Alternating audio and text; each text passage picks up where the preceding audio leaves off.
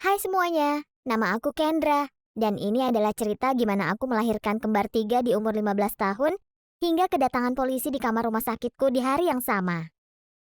Ini bermula saat aku pindah ke sekolah baru.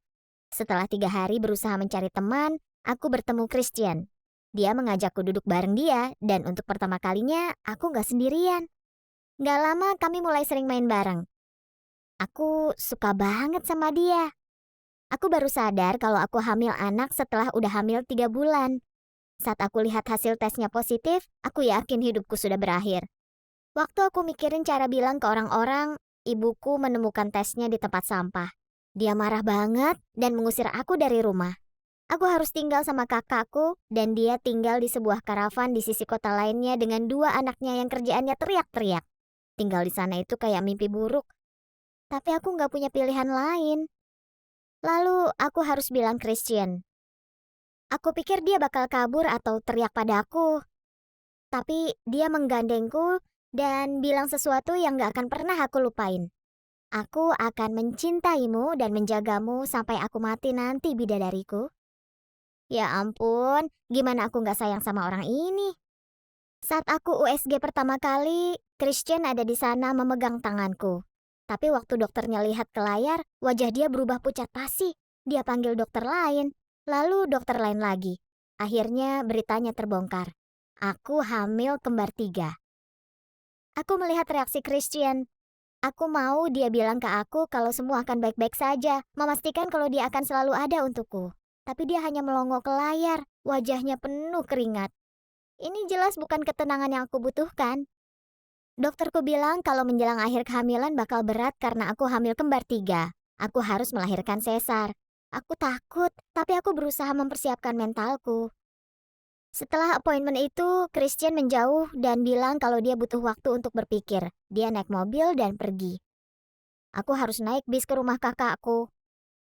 Aku telepon Christian di hari itu, tapi nggak ada jawaban. Aku sedang hamil kembar 3, tinggal di karavan tanpa uang, dan pacarku meninggalkanku. Aku menangis sepanjang malam. Besoknya, aku mulai ambil kelas online karena perutku akan terus membesar. Aku nggak bisa ketemu Christian di sekolah, jadi aku telepon dan chat dia terus-terusan selama beberapa bulan. Setiap aku minta dia datang, dia selalu bikin alasan dan nggak pernah datang. Suatu hari, aku pergi ke mall untuk beli perlengkapan bayi. Di tengah mall ada pasangan yang sedang ciuman di kursi. Kayak beneran ciuman. Itu bikin aku semakin mual. Tapi waktu aku mendekat, aku sadar sesuatu.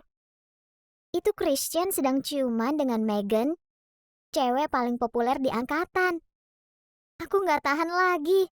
Aku langsung muntah ke lantai, ke Christian, ke Megan. Megan loncat dan teriak. Christian bertanya apa yang sedang aku lakukan di sini. Aku nggak bisa ngomong sama dia tanpa nangis atau muntah lagi. Jadi aku lari sambil nangis ke kamar mandi. Aku coba telepon dia untuk ngobrol, tapi teleponnya nggak nyambung. Aku coba kirim SMS, chat, email, tapi nggak ada yang berhasil. Dia blok aku. Bapak dari anak kembar 3-ku blok aku. Aku langsung stres. Selama beberapa minggu, aku jarang makan, aku jarang tidur. Perutku besar banget dan aku nggak nyaman setiap saat. Aku kepikiran terus tentang Megan. Dia mencium bapak dari anak-anakku waktu aku masih sama dia. Cewek gila macam apa yang berlaku kayak gitu? Aku sadar kalau aku ninggalin banyak barang di rumah Christian.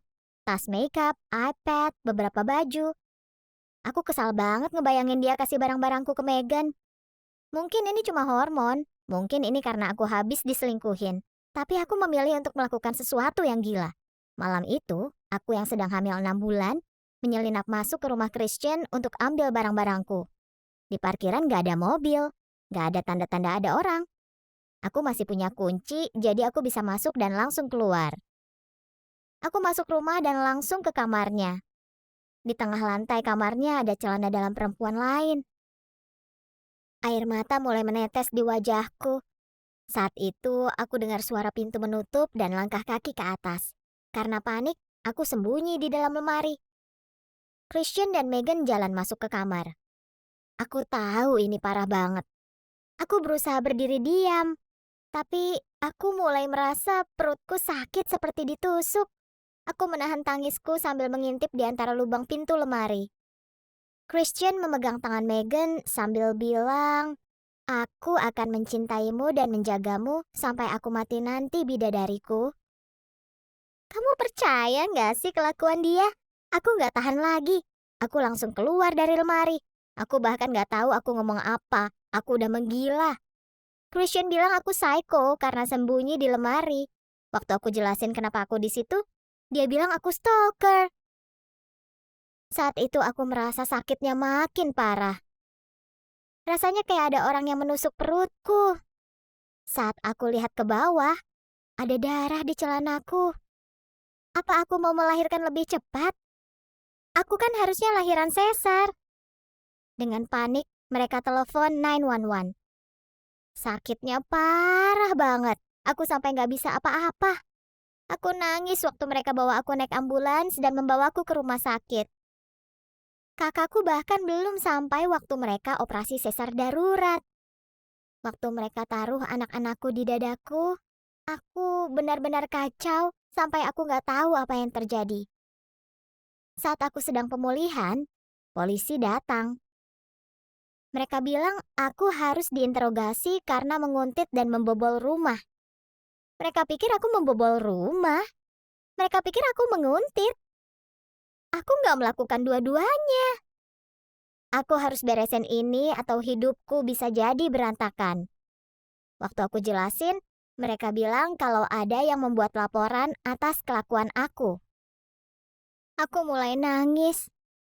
Salah satu perawat masuk dan menyuruh mereka meninggalkan aku.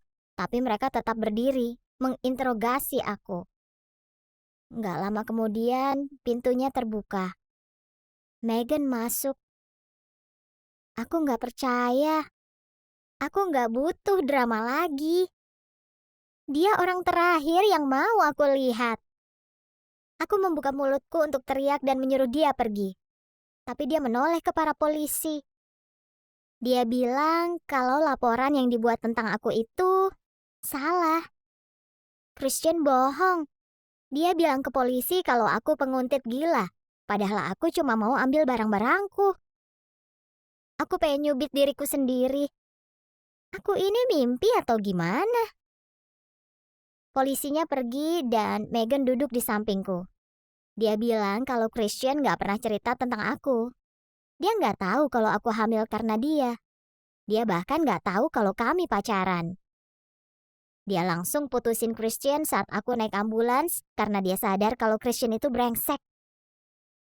Aku terharu.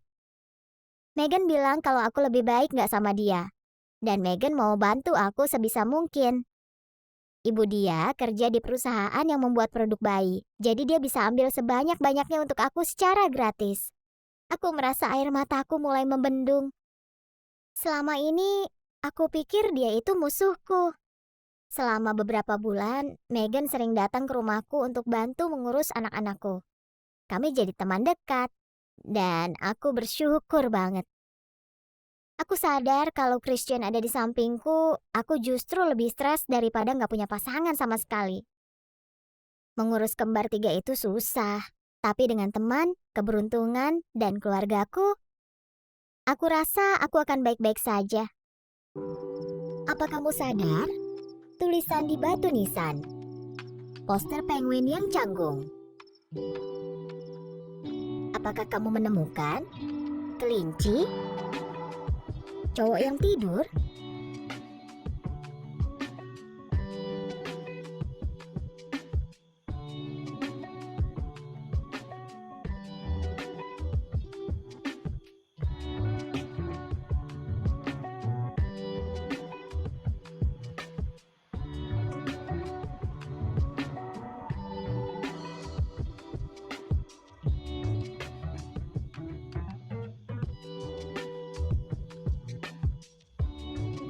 Suka cerita tadi? Jangan lupa untuk like, komen, dan subscribe pada channel kami karena ada video baru setiap minggunya.